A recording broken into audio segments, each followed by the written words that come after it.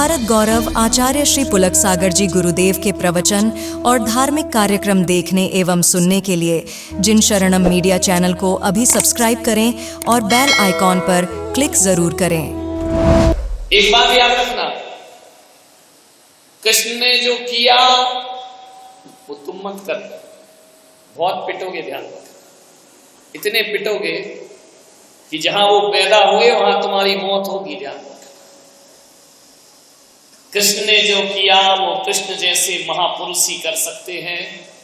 आप और हमारे जैसे साधारण लोगों के बस की बात नहीं।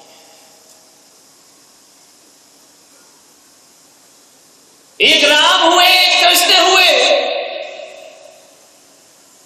जग में सुंदर है दो नाम, चाहे कृष्ण कहो या राम। बोलो राम राम राम राधे श्याम श्याम श्याम। दो ही नाम सुंदर है, कृष्ण और राम। याद रखना, कृष्ण ने जो किया वो तुम मत करना, और राम ने जो कहा वो तुम जरूर करना। कृष्ण और राम में इतना ही अंतर है कि कृष्ण ने कर्मयोग को जुबान से बताया और राम ने कर्मयोग को जीवन से जी करके दिखाया। एक की कथनी और एक की करनी। राम की कथनी नहीं, करनी महत्वपूर्ण है, और कृष्ण की करनी नहीं, राम की कृष्ण की कथनी बहुत। कृष्ण ने जो गीता में कहा वो तुम करो, और राम ने जिंदगी भर जो जिया वो तुम अपने जीवन में। राम ने कोई उपदेश नहीं किए, राम ने कहीं प्रवचन नहीं किए। पूरी रामायण उठा करके देख लो, जितनी भी रामायण है सब पढ़ लीजिए। राम ने कोई प्रवचन सभा नहीं लगाई, राम ने कोई समोसर नहीं लगाया, राम ने कहीं कोई प्रवचन नहीं दिए, क्योंकि राम का जीवन प्रवचनों का प्रवचन था, उदाहरणों का उदाहरण था। उन्हें प्रवचन देने की कोई जरूरत। और कृष्ण ने युद्ध के मैदान में गीता उतारने की ताकत रखा करते हैं, वो नारायण कृष्ण हुआ करते हैं। कृष्ण के उपदेश कार्यकारी है और राम का आचरण कार्यकारी है। राम जीवन भर महापुरुष बने रहे, राम ने जीवन भर देवता बनने का पुरुषार्थ किया। श्री राम भगवान बनकर जिए, कृष्ण ने अपने जीवन में कभी देवता या भगवान बनने का पुरुषार्थ नहीं किया। उन्होंने तो जीवन भर एक मानव के रूप में जीते रहे, एक इंसान के रूप में जीते रहे। कृष्ण ने मानवता का धर्म दिया और श्री राम ने देवत्व का धर्म इस धरती को सौंप कर चले गए। तीन महापुरुष हुए, राम कृष्ण महान। बड़े आदर्श से इस देश के राम कृष्ण और महावीर, तीनों के जीवन बिल्कुल विपरीत। राम ने जीवन भर मर्यादाओं का निर्माण किया, राम मर्यादा पुरुषोत्तम कहलाए। राम ने जीवन इतना मर्यादित कर दिया, इतना सीमित कर दिया। राम ने जगह जगह मर्यादाओं की रेखा खींची। राम ने जन्म से लेकर निर्वाण तक कभी श्री राम ने मर्यादाओं का उल्लंघन नहीं किया। उनका जीवन बड़ा मर्यादित था, और तुमने पूरी रामायण में कहीं नहीं देखा होगा कि राम ने कभी वन में नृत्य किया हो, राम ने रास रचाए हो, राम ने लीलाएं की हो। ध्यान रखिए, राम गंभीर बने रहे, राम हमेशा सीरियस बने रहे, राम मर्यादित रहे। कभी भी उन्होंने सामाजिक, पारिवारिक व धार्मिक मर्यादाओं का उल्लंघन नहीं किया।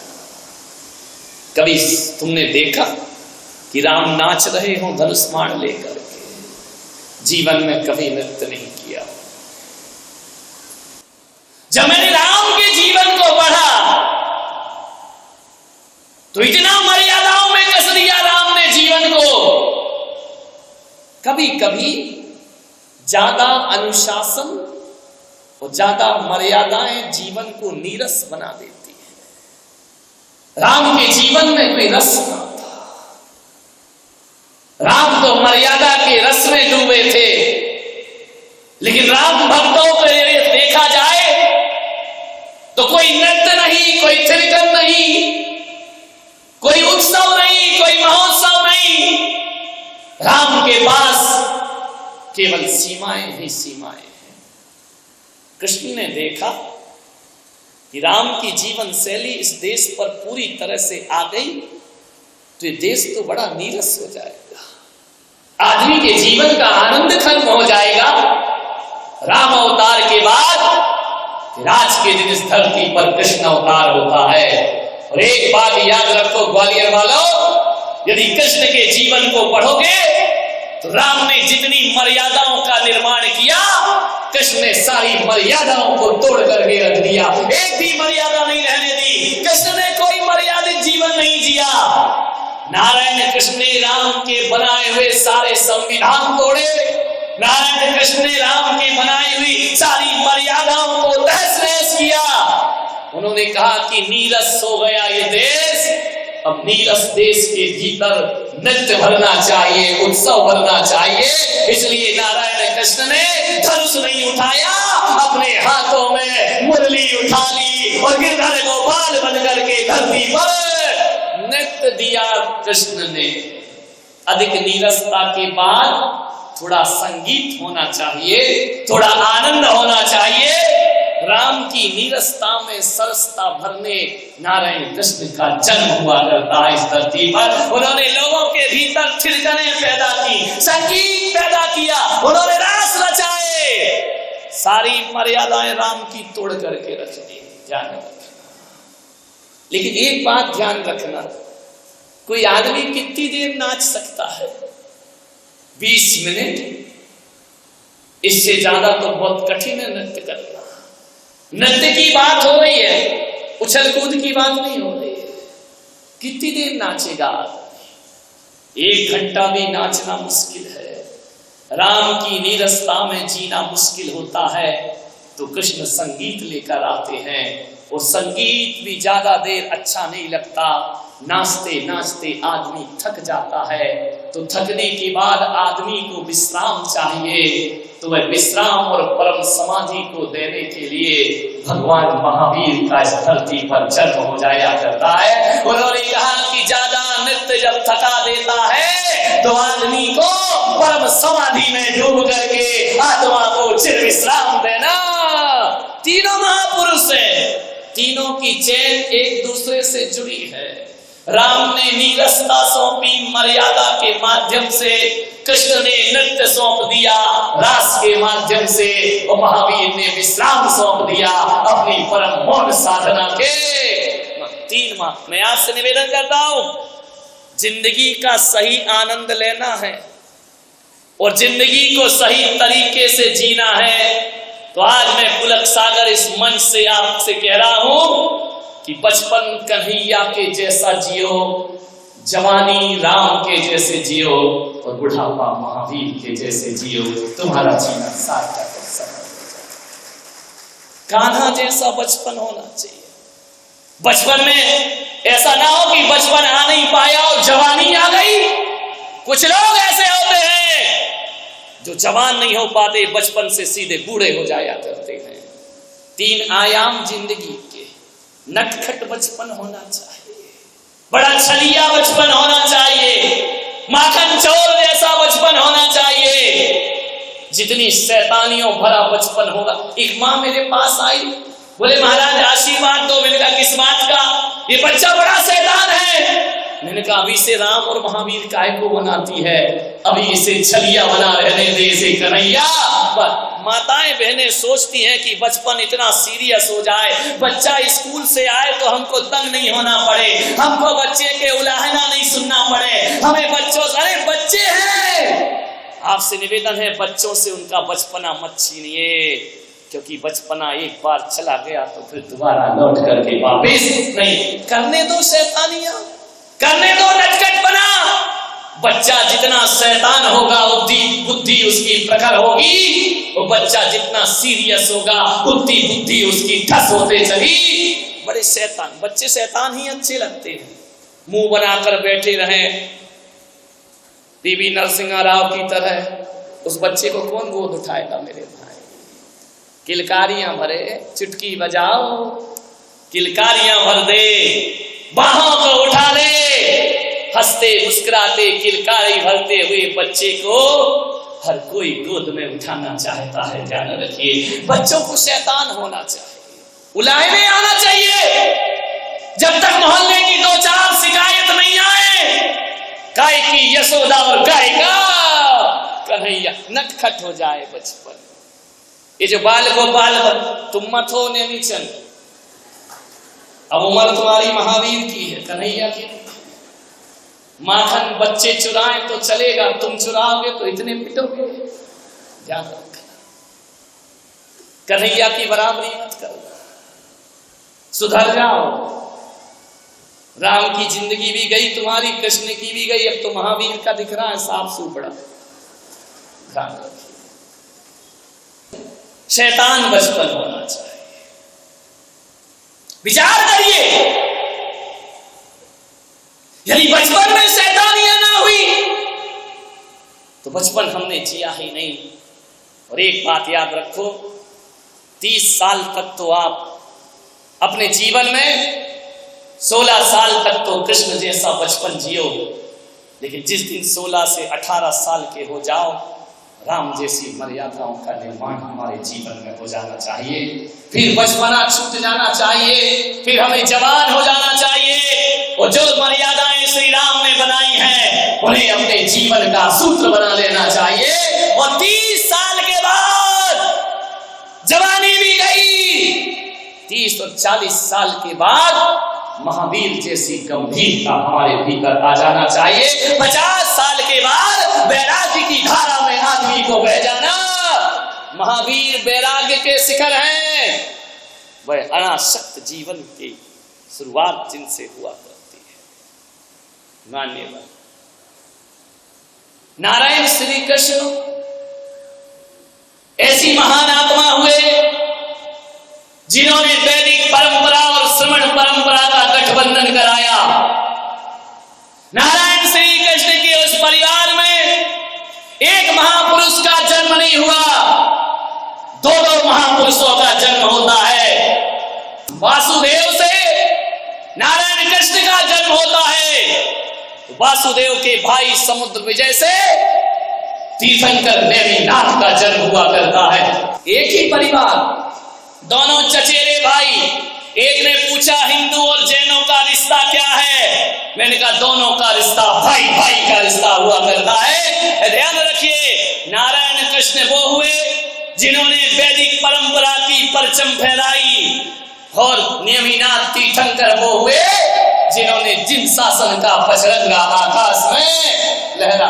एक ही परिवार में 2 पैदा हुए, कृष्ण बड़े भाई, नेमिनाथ छोटे भाई। बड़े रूप है नारायण कृष्ण के। करुणाशील बने तो इतने करुणाशील कि रोम रोम से करुणा छलक पड़ी। योद्धा बने तो ऐसे योद्धा कि युद्ध की नीतियां भी जिनसे घबरा जाती थी। साधारण बने तो इतने साधारण कि ग्वाल वालों के साथ गैया चराने पहुंच जाते थे। और बचपन हुआ तो ऐसा बचपन कि माखन चुराने पहुंच जाते थे। रास रचा तो ऐसा रास कि भूल ही गए कि कोई गोपी किसी की पत्नी है, किसी के परिवार की है। बंसी छेड़ी तो ऐसी बंसी छेड़ी कि सारी दुनिया उनकी तरफ खिंचते हुए चली आ गई। वारे नारायण कृष्ण कितने रूप धरे, एक मनुष्य का पूर्ण अवतार नारायण श्री कृष्ण।